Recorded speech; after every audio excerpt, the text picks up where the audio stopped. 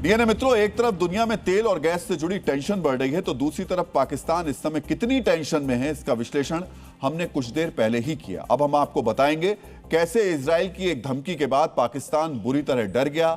आखिर क्यों ईरान और हिजबुल्लाह से लड़ रहे इजराइल की बंदूक अचानक पाकिस्तान की तरफ तन गई। यह समझने के लिए आपको पाकिस्तान के रक्षा मंत्री ख्वाजा आसिफ की एक सोशल मीडिया पोस्ट बेहद ध्यान से देखनी चाहिए। मित्रों, सोशल मीडिया प्लेटफॉर्म एक्स पर ख्वाजा आसिफ ने लिखा, इजराइल एक ऐसा शैतान है जो पूरी मानवता पर श्राप है।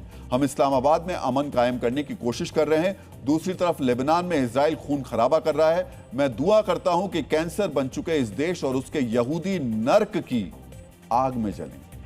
मित्रों, हालांकि पाकिस्तान जैसे देश के नेताओं से तमीज और तहजीब की उम्मीद नहीं की जा सकती, लेकिन एक समुदाय के लिए इस किस्म के आपत्तिजनक शब्द इस्तेमाल करना वाकई गलत है। ख्वाजा आसिफ ने जितने जहरीले अल्फाज इस्तेमाल किए थे, उन्हें उतनी ही सख्त भाषा में जवाब भी मिला। दुनिया भर के यहूदियों ने ख्वाजा आसिफ के बयान की आलोचना की तो पलटवार सीधे इजरायली पीएम बेंजामिन नेतन्याहू से आया। ख्वाजा आसिफ की इस बेअदबी पर नेतन्याहू ने क्या जवाब दिया, यह भी आपको ध्यान से देखना और समझना चाहिए। मित्रों, जिस एक्स पर ख्वाजा आसिफ ने पोस्ट किया था, उसी प्लेटफॉर्म पर नेतन्याहू ने लिखा, इजराइल की बर्बादी की दुआ मांगकर पाकिस्तानी रक्षा मंत्री ने सभी हदों को पार कर दिया है। जो पाकिस्तान युद्ध विराम कराने का दम भर रहा है, उसके नेताओं से इस किस्म के बयानों को हम कतई बर्दाश्त नहीं करेंगे। मित्रों, कतई बर्दाश्त नहीं करेंगे जैसे शब्द इस्तेमाल करके नेतन्याहू ने बता दिया कि ख्वाजा आसिफ की आपत्तिजनक बातों को यूं ही नहीं जाने दिया जाएगा। नेतन्याहू के इस एक ट्वीट के असर यह हुआ कि ख्वाजा आसिफ ने कुछ ही घंटों में अपनी पोस्ट डिलीट कर दी।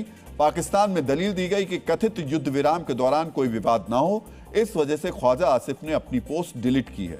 लेकिन पाकिस्तान की इस दलील पर भरोसा नहीं होता। जिस पाकिस्तान को खुद पता है कि युद्ध विराम की उम्मीद ना के बराबर है, वो पाकिस्तान युद्ध विराम के लिए अपने रक्षा मंत्री की नाक नीची क्यों करवाएगा। इस तरह आनन फानन में अपने शब्द वापस लेने की एक बड़ी वजह इजराइल का डर है। यहूदियों की सुरक्षा के लिए इजराइल किन नीतियों पर चलता है, यह भी आपको ध्यान से देखना चाहिए। मित्रों, यहूदियों के सम्मान और सुरक्षा के लिए इजराइल ने दो नीतियां तय की है। पहली नीति है संवाद। इसकी जिम्मेदारी इजराइल के एंटी सेमिटिज्म मंत्रालय के हाथों में है। यह मंत्रालय दुनिया भर में यहूदियों के खिलाफ लिखे जा रहे साहित्य और बयानों की निगरानी करता है। निगरानी के बाद यह मंत्रालय यहूदियों के खिलाफ किए जा रहे दुष्प्रचार को खत्म करने के लिए साहित्य बयान रिलीज करता है। मित्रों, यहूदियों के लिए इजराइल की दूसरी नीति यानी पलटवार की कमान दुनिया के सबसे बेहतरीन खुफिया एजेंसी मोसाद के हाथों में है। दुनिया भर की अलग अलग एजेंसियों के साथ मिलकर मोसाद ऐसे किरदारों को रोकने का काम करती है जो यहूदियों के लिए खतरा साबित हो सकते हैं। जरूरत पड़े तो मोसाद यहूदी विरोधियों का खात्मा भी कर देती है।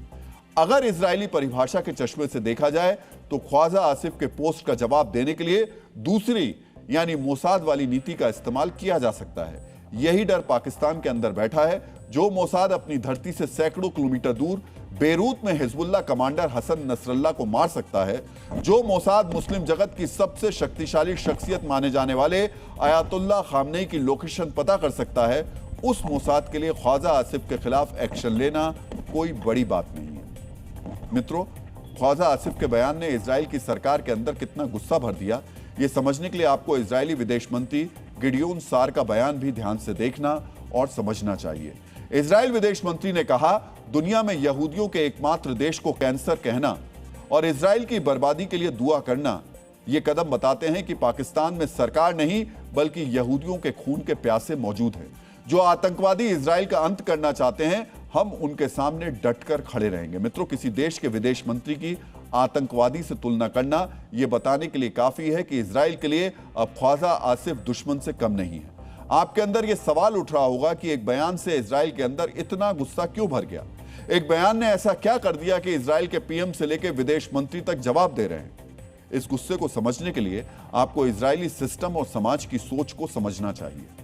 मित्रों, इजरायली समाज में इस सोच को बंकर मेंटालिटी कहा जाता है। इसका मतलब है यहूदी और उनका देश इजराइल एक मजबूत बंकर की तरह अपनी सुरक्षा करेंगे।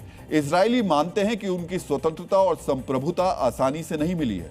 सदियों के संघर्ष के बाद इजराइल की नींव पड़ी है। इसी वजह से इजराइल का हर कदम उस स्तर का होना चाहिए कि दुश्मन दोबारा यहूदियों की इस धरती को नुकसान पहुंचाने के बारे में सोच भी ना सके। पाकिस्तान के मामले में तो ये बंकर मेंटालिटी अपने चरम पर पहुंच जाती है, क्योंकि पाकिस्तान एक ऐसा मुल्क है जो इजराइल की स्थापना से लेकर अब तक दुश्मन वाला बर्ताव ही करता रहा है। इजराइल की डिप्लोमेसी में पाकिस्तान को परमाणु हथियार वाला मुस्लिम मुल्क माना जाता है। इसी वजह से पाकिस्तान पर इजराइल ने कभी भरोसा नहीं किया। हालांकि इन दोनों देशों ने कभी सीधी जंग नहीं लड़ी, लेकिन छद्म टकराव कई बार हो चुका है। अब हम आपको इजराइल और पाकिस्तान की इसी अदावत का इतिहास बताने जा रहे हैं। मित्रों, 1948 के अरब इजराइल युद्ध में पाकिस्तान ने इजराइल को हराने की कोशिश की थी।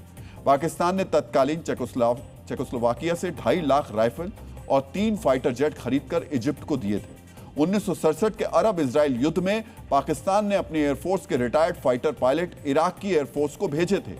1973 में जब सीरिया और इजराइल का टकराव हुआ था, तब पाकिस्तानी एयरफोर्स के 16 पायलट सीरियाई एयरफोर्स के लड़ाकू विमान उड़ा रहे थे। इजराइल ने पाकिस्तान की इन करतूतों का पूरा हिसाब किया है। 80 के दशक में जब पाकिस्तान अपना परमाणु बम बनाने की फिराक में था, तब इजरायली खुफिया एजेंसी मोसाद ने एक बड़ा ऑपरेशन किया। इस ऑपरेशन के तहत यूरोप की उन कंपनियों और वैज्ञानिकों को निशाना बनाया गया जो पाकिस्तानी परमाणु कार्यक्रम में मदद कर रहे थे। मोसाद ने इन किरदारों के घरों और दफ्तरों पर लेटर बम भेज दिए। इन धमाकों से ऐसी दहशत फैली कि कई कंपनियों ने पाकिस्तान से रिश्ते तोड़ लिए। ऐसा लगता है कि समय का चक्र घूमकर दोबारा अदावत और टकराव की हद तक पहुंच गया है। ख्वाजा आसिफ के कट्टरपंथी दिमाग ने यहूदियों के खिलाफ जो जहर उगला है, वो इजराइल को रत्ती भर भी कबूल नहीं।